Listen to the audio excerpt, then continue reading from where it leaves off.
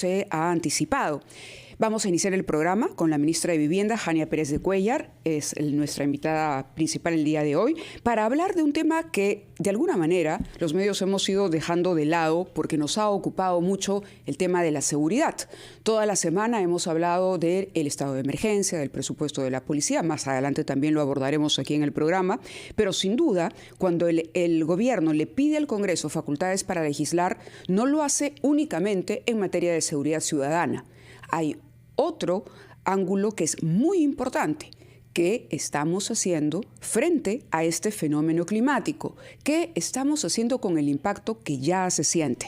Bienvenida, ministra. Muchísimas gracias por estar con nosotros el día de hoy. Muy buenos días, Mávila. Gracias por esta oportunidad y saludar también a todos los radioyentes. No, al contrario. Muchísimas gracias a usted por acompañarnos. El jueves 21 de septiembre, el gobernador regional de Puno recibió por primera vez a un ministro del gobierno. Fue usted esa ministra. ¿Cuál es la situación en Puno? Si la podría describir a la fecha. Bueno, efectivamente hubo ese recibimiento en el marco de una mesa de destrave. Es la quinta mesa de destrave y aceleración de proyectos que estamos llevando a cabo en Puno. Eso ha sucedido en otras regiones también, donde los gobernadores lideraban y convocaban a todos los alcaldes provinciales y distritales.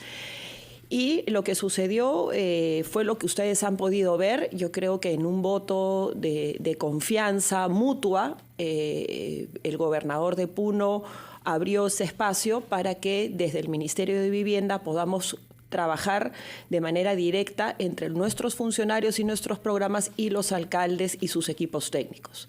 El resultado ha sido auspicioso. Hemos trabajado varios de los proyectos que estaban trabados en la región. Y esto, como te digo, es la quinta mesa. Entonces hemos venido trabajando provincia por provincia.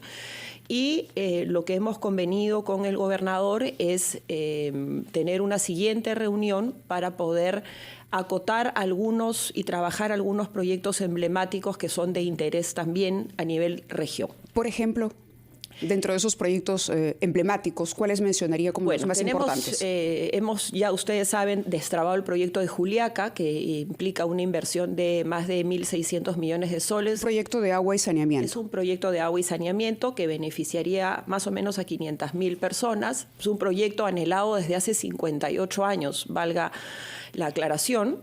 También estamos trabajando con el alcalde provincial de Puno y es un proyecto de interés del gobernador también, el proyecto de agua y saneamiento de Puno. Ese proyecto también ha estado trabado desde hace varios años. Es un proyecto de 1.100 millones de soles. También era de interés del gobernador entender y dimensionar la acción que había tomado el ministerio con respecto de dar por concluido el contrato con OPETI, que tenía que ver con la PETAR.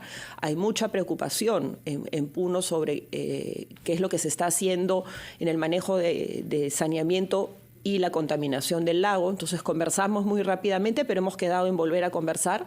Existía la preocupación de que no se vaya a continuar con un proyecto de tratamiento de aguas residuales. Aprovechamos la ocasión para decir que no.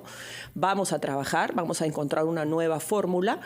Y también otros proyectos menores como el de Coata. El Coata es una cuenca muy importante y que está altamente contaminada. Entonces, hay varios proyectos que son de interés provincial, distrital, pero hay algunos que también son de interés regional. Interesante. Entonces, esa es la idea de podernos juntar con el gobernador la siguiente o subsiguientes semanas y dar cuenta y explicar y ver cómo sumamos esfuerzos desde el gobierno regional con el ministerio para resolver la brecha de agua y saneamiento. ¿Diría usted que se ha producido un desbloqueo, ya que estamos usando mucho la palabra, en las relaciones del gobierno central y las autoridades de Puno? Finalmente, podríamos decir que ya se llegó a un ritmo y a una fluidez que se esperaba hace mucho. Yo creo que estamos trabajando en recuperar confianzas mutuas. Es cierto que existe una brecha muy grande en Puno, que data desde hace muchos años. Y como ya lo hemos manifestado y lo ha manifestado la presidenta, la única agenda que tenemos en Puno es justamente cerrar esas brechas. En el caso de agua y saneamiento y vivienda es muy grande. Puno es una de las regiones con mayor brecha. ¿Cuál es la en brecha? acceso en agua y saneamiento. Estamos hablando de más del 10% en agua y casi el 30%, un poco más en saneamiento, si recuerdo bien las cifras. Entonces, la idea es poder articular gobierno central, gobierno regional, provinciales y distritales. En este caso, yo tomo esa reunión con el gobernador con mucha seriedad y con mucho compromiso.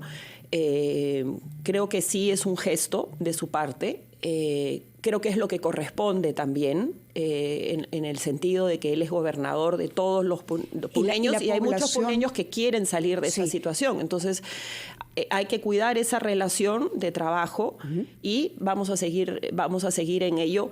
Y, como dije, establecer puentes de conversación y de confianza que son tan importantes para salir adelante. Correcto. Interesante, como le decía yo, que se haya ya abierto una puerta de comunicación, que puedan hablar con las autoridades locales. La población todavía está reacia. Sin embargo, no podríamos descartar del todo que haya conflictividad social. Ahora, ¿cómo van a funcionar y se van a financiar estos proyectos? ¿Todo es inversión estatal? Tenemos diferentes formas. El financiamiento estatal o de fondos públicos, financiarlo 100% es inviable. No existen los fondos para poder financiar la brecha que existe a nivel nacional y tampoco la de Puno. En el caso del proyecto Juliaca, el gobierno ha asumido una deuda con el BID por 1.600 millones. Hay algunos, la PETAR, por ejemplo, se había hecho vía el mecanismo de APPs. Estamos reevaluando esa posibilidad. No tenemos la respuesta hoy, porque estamos, recién se ha caducado el proyecto, hay todo un tema que está legal de por medio administrativo, parte de la carta fianza que queremos y pretendemos obviamente aplicar podría servir para financiar otros proyectos. Entonces estamos viendo cuál es la estrategia integral. Hay también posibilidades de trabajar por Oxis con empresas mineras de la zona. Entonces estamos armando todo el esquema de financiamiento. Hemos tenido una reunión muy interesante el día jueves, justamente regresando de Puno con el Ministerio de Economía, y la idea es poder trabajar proyectos integrales anclados al territorio, no como se estaba haciendo ahora. Se hacía una APP porque había una posibilidad, se hacía una obra con fondos públicos porque no había otra posibilidad. Entonces, lo que estamos planteando desde el Ministerio es hacer un listado de todas las obras que se necesitan y a partir de ahí armar un esquema de financiamiento. En total podemos para que todo calce y no haya más ordenado. Además, más ordenado, más planificado y asegurando financiamiento. Para poder hacer un seguimiento más, digamos, directo a cada uno de los proyectos. En total podríamos hablar de un monto de inversión en todo lo que nos Mira, si estamos hablando de la necesidad y de la cartera que estamos trabajando en Puno, estamos hablando de más de 4.000 millones de soles. 4.000 millones de soles en proyectos para Puno. Solo en agua y saneamiento. Solo en agua y saneamiento. Perfecto. Esa es una cifra interesante. El Ejecutivo, decía yo, ya tiene facultades legislativas por un plazo de 90 días. Le ha otorgado el Congreso para dictar decretos legislativos en seguridad ciudadana y el tema del fenómeno del Niño.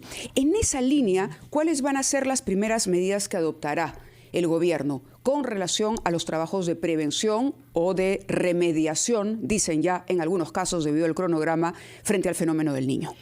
Bueno, ahí cada pliego ha presentado una propuesta que les va a permitir acelerar algunos proyectos que tienen y algunas actividades. En el caso de vivienda, estamos trabajando dos líneas, una que tiene que ver con vivienda en particular, que lo que busca es poder identificar las zonas de riesgo no mitigable, otorgar un bono adicional o un bono fortificado, llamémosle así, un bono más potente para incentivar que las familias que estén en las zonas de riesgo no mitigable puedan trasladarse a proyectos inmobiliarios de Fondo Mi Vivienda que ya estén vigentes. Esa es una de las opciones y estamos trabajando otras líneas más en vivienda. Y con respecto al tema que no tiene que ver directamente con el fenómeno del Niño, pero sí es una ley sumamente importante que regula todo el sistema, es la modificación de la ley 1280. Ese decreto legislativo 280 es quien regula todo el sistema de servicios de agua potable y saneamiento. ese decreto supremo, después de 7 años de aplicación, no ha funcionado. Hay que hacer cambios estructurales y lo que estamos proponiendo es justamente esos cambios que nos permitan mejorar el sistema de agua y saneamiento. De acuerdo. Permítame ir a la pausa. Son las 9:15. Vamos a la pausa y volvemos para abordar otros temas también. Le agradecemos con 20 minutos. Continuamos conversando con la ministra de Vivienda, Jania Pérez de Cuéllar. Y vamos a abordar otro tema que tiene que ver con su sector, y es una polémica entre el ministerio y algunos municipios que han salido a responder a raíz de la publicación de un reglamento de la vivienda de interés social que busca promover estas viviendas o proyectos en algunos distritos con un incentivo, ¿no? Un incentivo monetario. Finalmente, los alcaldes han dicho que esta es una atribución que no puede asumir el ministerio, que ellos son los únicos que otorgan reglamentos y que no pueden hacer variaciones de zonificación desde el Ministerio de Vivienda. ¿Cómo le responde a estos alcaldes? Yo diría que hay una confusión. Hay una confusión y hay un malentendido. Se acusa de injerencia al ministerio, sí, y que no estamos respetando la sentencia del Tribunal Constitucional, lo cual es totalmente falso. Justamente este reglamento deroga el reglamento anterior, que es lo que pide el Tribunal Constitucional. La competencia de las zonificaciones sigue siendo exclusivamente de los municipios. Lo que nosotros estamos haciendo son 3 cosas. Es reglamentar el uso de la vivienda social. ¿En qué sentido? Es decir, hay municipios que sí desean construir vivienda social. Y la única manera es hacerlo por la densificación, es decir, que haya construcción hacia arriba. Porque no hay espacio para hacerlo, digamos, en horizontal. Pero ¿quién al final decide dar el permiso? Por ejemplo, un edificio de 5 pisos. Este proyecto, o el decreto, mejor dicho, el decreto supremo número 006, propondría un incentivo para que no sean edificios de 5 pisos, sino suban, como usted dice, crezcan hacia arriba con la posibilidad de ofrecer vivienda social. Pero los alcaldes dicen que eso es cambiar la zonificación. A ver, eso además es optativo, no es obligatorio. Hay municipios que pueden hacerlo y hay municipios que no quieren hacerlo. Y eso es una prerrogativa del propio municipio. Pero hay un incentivo de dinero, en este caso se otorga un 2.5% por la ampliación de ese proyecto, ¿no? Si hay ese incentivo, no es un poco... A ver, los municipios van a ir detrás, sobre todo los que no tienen presupuesto, pero a la larga puede que los vecinos no estén muy de acuerdo porque van a sentir que finalmente los aforos se van a reducir. Lo que pasa que, por eso yo decía que es optativo. Nosotros tenemos municipios, sobre todo los más pujantes, que sí necesitan y que sí quieren esto. Entonces no podemos hacer una ley ni un decreto, digamos, ni un reglamento con nombre propio. Entonces lo dejamos abierto y para aquellos que quieren digamos, promover la densificación, lo pueden hacer con nuevas reglas de juego y los que no lo quieren hacer están en su libre capacidad de no hacerlo. Entonces, y lo otro que estamos poniendo es algunos candados que no existían para que no hayan filtraciones. Es decir, se va a controlar y se va a regular para aquellos promotores inmobiliarios que antes decían que hacían vivienda social cuando en el fondo no la hacían, para que hoy se registre. Se ha creado un registro nacional de vivienda social para que ahí se pueda ver quiénes son esos promotores que sí están haciendo vivienda social y no, y dónde se está haciendo. Entonces, yo creo que hay una confusión de lo que ha sucedido. Nosotros vamos a abrir mesas de conversación con los diferentes alcaldes. Ya hemos tenido algunas con algunos municipios y vamos a seguir trabajando en esa línea. No estamos incumpliendo una disposición del Tribunal Constitucional de ninguna manera, al contrario. Funciones de los alcaldes. De ninguna manera. Lo que estamos haciendo es ordenando el procedimiento para que se puedan beneficiar a aquellos distritos, sobre todo los más pujantes en la periferia de la Lima consolidada, que sí quieren y que sí necesitan, y aquellos que no no hay ningún problema, no están obligados a hacerlo, justamente en respeto de su prerrogativa de ellos decidir la zonificación, la densificación y otorgar los permisos. Quienes otorgan los permisos son los municipios, no somos nosotros. De acuerdo, entonces esa polémica debería estar zanjada en los próximos días. Sí. Se va a conversar con los municipios. ¿Cómo analiza la relación actual entre el gobierno y el Congreso? El Congreso, si bien es cierto, ha aprobado el otorgamiento de las facultades al gobierno. Hemos visto, como no veíamos hace algún tiempo por lo menos, mociones de interpelación y de censura contra varios integrantes del gabinete. ¿Diría usted que se acabó la luna de miel? No, yo no creo que se ha acabado la luna de miel. Yo creo que... Continúa la luna de miel, entonces. Yo creo que existe un espíritu de colaboración y de articulación sana. Obviamente siempre habrá momentos de tensión o de discrepancia. Eso es propio de un sistema democrático. Cada uno está fungiendo sus prerrogativas. El Congreso tiene la facultad de interpelar y censurar a ministros, así como el Ejecutivo tiene la facultad y la prerrogativa de pedir delegación de facultades. Yo creo que ambos estamos, digamos, Ejecutivo y Legislativo, estamos en un estricto cumplimiento y respeto de las prerrogativas de cada uno. Yo celebro que podamos trabajar en esa línea. Como te digo, va a haber momentos de discrepancia y eso es normal. ¿Pero considera que hay un Congreso abusivo o no? No, yo no creo que haya un Congreso abusivo, excepto en el sentido de que a veces las normas o las leyes que están dictándose pueden afectar, digamos, la parte fiscal o algunas leyes que se han votado hace poco y que nosotros creemos que Por ejemplo... son... Ahorita no tengo alguna en mente, pero bueno, se habló del tema de esta ley que ponía en riesgo el tema de la lucha contra la corrupción. No se ha discutido todavía qué es lo que... Cambios en la extinción de dominio. Sí, me parece que sí. Entonces yo creo que ahí se va a analizar en el marco del Consejo de Ministros, pero en términos generales yo creo que sí hay una buena relación. ¿Podría haber una observación a esa norma? No lo sé, eso lo tendrán que analizar las carteras competentes y yo me imagino que se discutirá en su momento.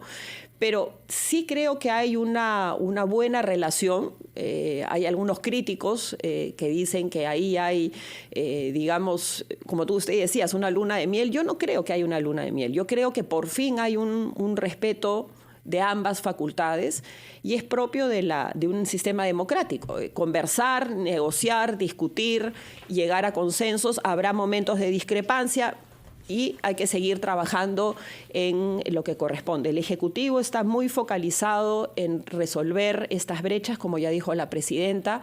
Celebramos y que nos hayan dado la delegación de facultades. Yo creo que eso va a permitir poder ser más ágiles en las normas que hay que diseñar.